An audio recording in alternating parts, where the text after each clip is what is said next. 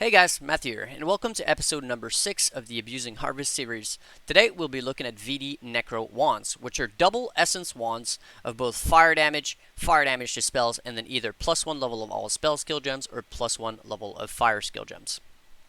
These wands are fairly easy to make, but they do have a lot of steps in the process. The first step is basically going to be to get a wand like I have here, which is, as you can see, an Essences Imbued wand. Now, a cool thing about this is a little bit intricate, is that it is item level 2.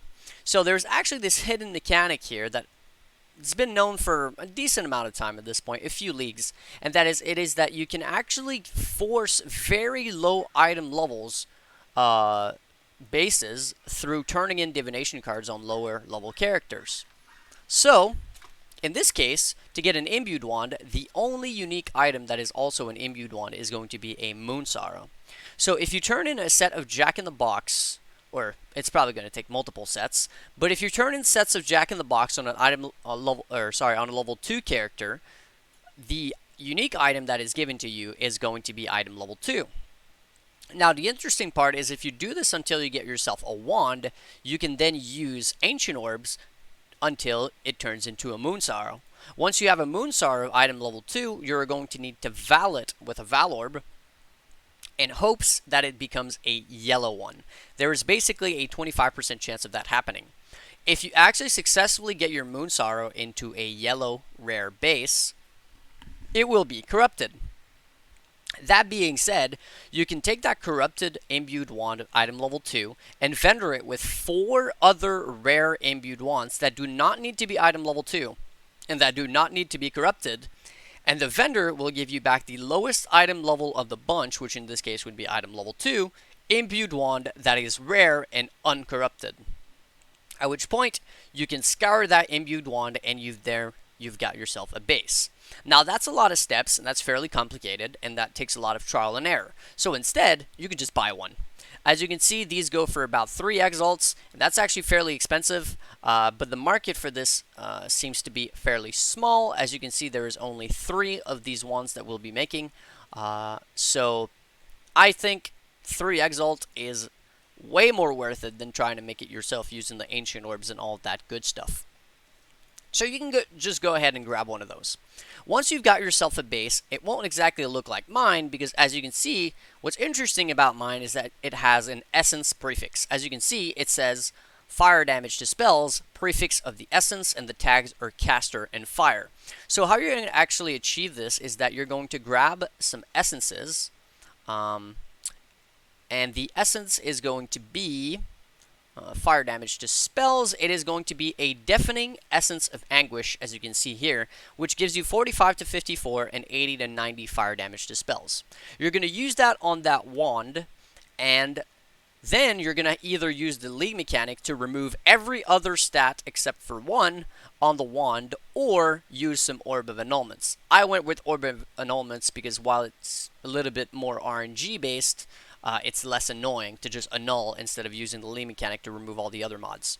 But what you'll want to do is get to the point where you have your essence wand with just one more modifier on it. So you'll need 2 modifiers, and then you'll be able to split that wand using a Phenomenal Plagued Arachnid. Now, once you do so, you'll have 2 wands come back. One of them will be a blue essence imbued wand, such as the exact one I have here, and the other will be a random wand, which you can simply sell again for about 3 exalts. Pretty much making your entire money back. Now, the next step you'll want to go through once you have your wand is duping a copy of it, so you don't have to go through this whole process every single time. So how you dupe a copy, as you can see here, I have one over there and I have one over here, is going to be through imprint, regal, split. So the first thing you'll want to do is you're going to imprint it using a Chrystic Kimmerl. Once you have the imprint for your base, you're going to be able to regal it into a rare item, giving it 2 mods, and then you can split it for a 50-50 chance of basically successfully splitting your base, because you'll be able to re-imprint the new wand back to the old one, and then the new one on the ground will basically be a copy of this one, meaning you'll now have 2 copies of the same base. Put one aside in your vault that you can always use later, and keep one for crafting the ongoing crafting. Now, there's a 50-50 chance, as I said, when you're splitting a 2-stat item. So the failures, again, you can just resell for like 3 exalts, meaning you don't really lose too much on them. Now, once you've duped yourself a copy and you've got 2 copies of the wand, we can go ahead and go further. Now, I would recommend divining it to perfect or nearly perfect. You can always use the link mechanic to randomize values or use divine orbs. It doesn't really matter. Mine isn't even exactly perfect, but it's not that big of a deal. But I would recommend getting it to at least very close to perfect. Because once it's fractured, you won't be able to touch that mod anymore. Because, again, what we're going to be doing here is basically going to be making a fractured mod of this item. So once you've got yourself 2 copies, we can go ahead and keep going with the craft. And the next step is going to be to fracture the prefix fire damage to spells. So how we're going to do that is we're going to go ahead and imprint it again. And the reason why we imprint it is that if you fail the fractured prefix, because it's a 1 in 3 chance, you can always imprint it back. At this point, you'll lose the imprint, which is 0.5 exalt, and then you'll lose the fracture prefix, which is 1 exalt. On average, this should take 3 tries, meaning fracturing the right prefix and all that should cost you about 5x. If you don't imprint and instead you kind of YOLO and have to redupe your base 3 times, you'll end up spending almost double the currency. So very important to remember to imprint this base before going further. So once you've imprinted this base here, what you're going to do next is you're going to use an orb of augmentation on it, which is going to guarantee a suffix modifier, and then you're going to regal it, which is going to be either a suffix or a prefix. It doesn't really matter. If you get a prefix from it, good on you. You just save yourself about 10 chaos. If you get a suffix, you can use this here, a ferric wolf alpha, which turns a suffix into a prefix. No matter what, you're going to have to use one of them from the regal if it hits a prefix, and you'll have to use 2 of them if your regal hits a suffix, because the augmentation is the aug is always going to add a suffix. The goal here is to get a wand with basically 3 prefixes, no suffixes at all. And next thing we're going to do is we're going to fracture a random mod on it.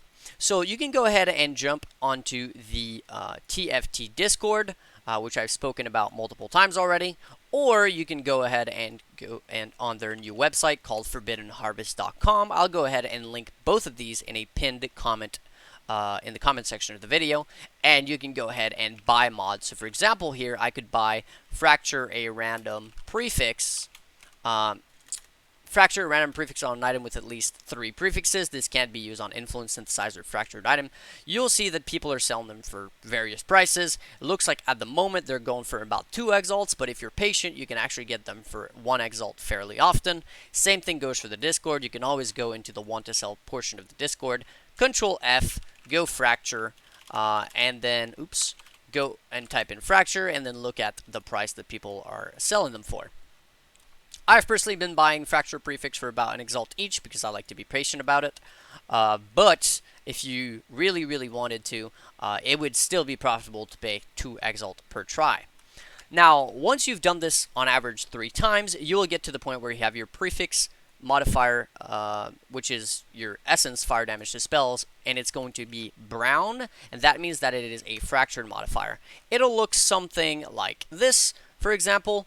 As you can see, my Dictator's Valax, the Dictator's is some brownish color, and that means this can never be taken off, which is why it's important to define it previously, because you won't be able to touch that mod anymore. Now, once that prefix is fractured, we can move on to the next step, which is going to be to basically force on both fire damage to attacks of a very high tier, and then +1 of all fire spell skill gems.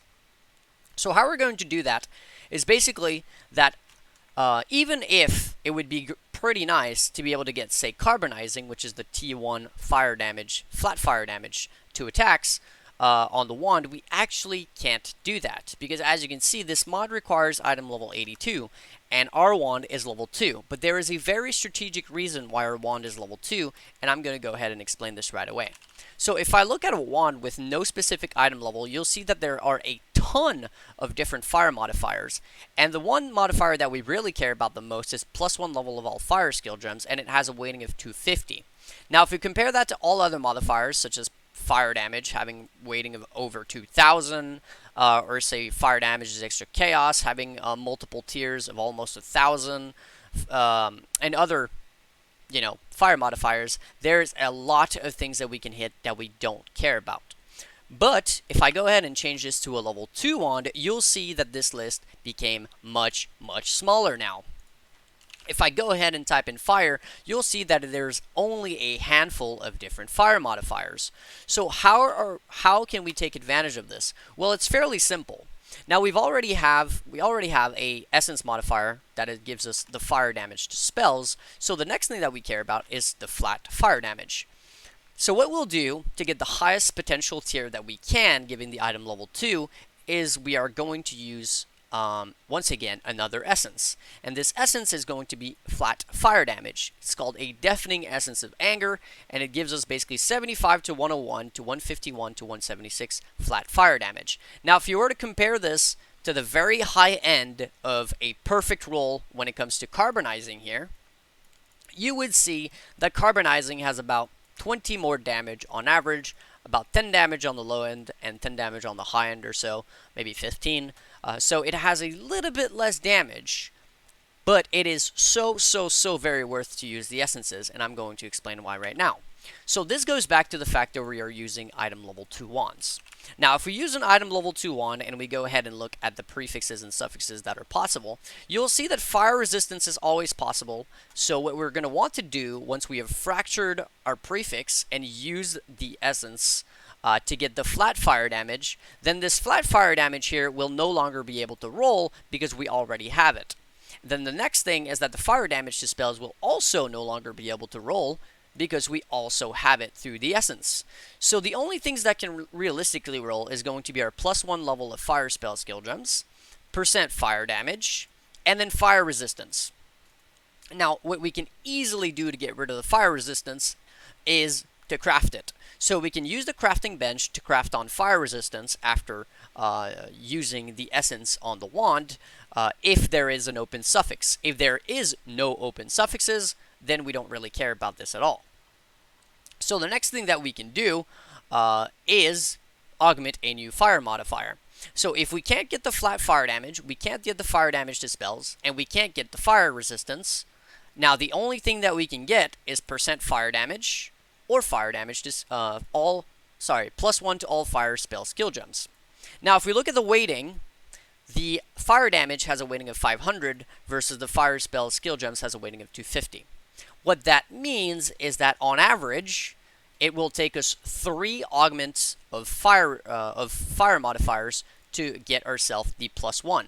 Now, how we're actually going to do this is once we have a fractured mod and we use an essence on it, no matter the prefix that is given to us, if there is an open prefix, that is. So let's say there is a mana roll on our item. What we can do, since one of our prefixes fire damage to spells and the other is flat fire damage, is remove non-fire modifier and add a new fire modifier. So no matter what the last prefix is, we can always remove it by using non-fire to fire. Now, of course, if we have a suffix that is non-fire and potential for fire resistance, there's always the possibility that it's going to remove a suffix and add fire resistance, but once we use it again, we can always target any other prefixes that we couldn't otherwise, such as mana is pretty much the only one, because if we get, let's say, physical damage from the essence, or flat physical damage, or stuff like that, we can always remove a physical modifier to open up the prefix. We can always remove cold, we can always use non-fire to fire, and so on. So there's always a way to make sure that every single uses of your flat fire damage essence, which are fairly expensive, are going to allow you to at least get one try at getting the +1. Now, let's say you fail, and when you augment, you get fire damage. That doesn't mean that your wand is dead yet, because what you can do at this point is remove fire modifier, add a new fire modifier. If you have fire resistance crafted on the wand, there's always a chance that it will remove the fire resistance and add a new fire resistance roll, but that's not the end of the world. And then there's also a chance that it's going to hit your fire damage and turn it back into the same roll fire damage. Again, not the end of the world, fairly cheap compared to, refracturing and redoing the whole thing. And the only way to basically kill your wand, or at least your progress, is basically going to be to hit your essence flat fire damage. If you hit the essence flat fire damage, all you have to do is use another essence and try again. As I mentioned, it is going to be a 1 in 3 chance to actually get your +1 fire spell skill gems when augmenting a new fire modifier, meaning on average it should take basically about 2 essences, because 1 essence is more than likely going to be at least 2 tries, and it's a 1 in 3. So all in all, it is a fairly easy way to do so. Now, once you have your fire damage dispels, which is your fractured mod, flat fire damage, which is from the essence, and +1 all fire spell skill gems, you can always go ahead and craft on prefixes cannot be changed, which is a suffix, and then you can scour the item if there is no way for you to get rid of the modifiers. So for example, if you had intelligence, then you're kind of screwed. That being said, if you have any of the modifiers which you can remove through delete mechanics, such as life gained on kill, you can always remove a life modifier. And same for, say, a critical modifier or whatever. You can always try to remove those using the seeds, which is going to be saving you those 2 exalts instead of doing prefixes cannot be changed from the bench. That being said, sometimes you'll have 2 mods which you really just can't do anything about, such as, say, intelligence and accuracy, for example. So all that's left to do at that point is going to be to scour off the suffixes by doing prefixes cannot be changed scour, and then you'll be able to finish your craft with the bench. Because fortunately, the bench, just like essences, doesn't care about the item level of your actual wand when it comes to what you can craft on it. So what I mean by that is that if I take my level 2 wand here and I put it on my bench, you'll see that I can put, say, trigger level despite the fact that it's a level 2 wand, and I can put literally any other mod in the game, including what would be considered tier 1 mod, such as, for example, critical strike chance and quality. It's a 1 exalt mod, and I can still put it on a level 2 item. Now what's going to happen is that the level required is going to go up. As you can see, it says requires level 65, so the mods is going to dictate the required level of the item, but the mods will still be able to be put on despite the item level of the wand itself. So for example here, I could put critical strike chance dispels for 3 chaos, or critical strike multiplier alongside my trigger once I multi-mod my suffixes, and at that point I would be done with my wand, which would look something like this: essence, fire damage, flat, essence, fire damage dispels, +1 to all spell skill gems. In our case, it would be +1 to all fire spell skill gems. And then we wouldn't have both the multiplier and the critical strike chance to spells. We would have to choose one of them, and we would also have trigger. These wands, from my experience, sell anywhere from 25 to 30 exalts, mostly depending on how many are available on the market, and also just how well divined they are. And they cost, if you can actually manage to get your own base and keep duping it yourself, which is going to decrease the cost by a lot once you have yourself your own little base, they cost in the ballpark of 10 to 12 exalts to make on average. So it is a very, very cheap craft, which, as you can see, you can make a hell of a lot of profit on. And if you're one of these people playing VD Necro, because it is the most meta thing at the moment, well, this is how you craft a wand for yourself. So before I go, I want to say a huge thank you to my supporters. As always, Gaikona, Kfish, Zachary, Luro, Scott, Dr. Radu, Cassicus, Francesco, Amazo, Skorov, Mr. Coffee, Mario, and Jungle Dog, as well as anybody else who wishes to remain anonymous, and of course, anybody else who supports me through different platforms. Hopefully this guide is useful and helps you guys out in crafting your own VD wands. And I'll catch you guys on the next one. Peace.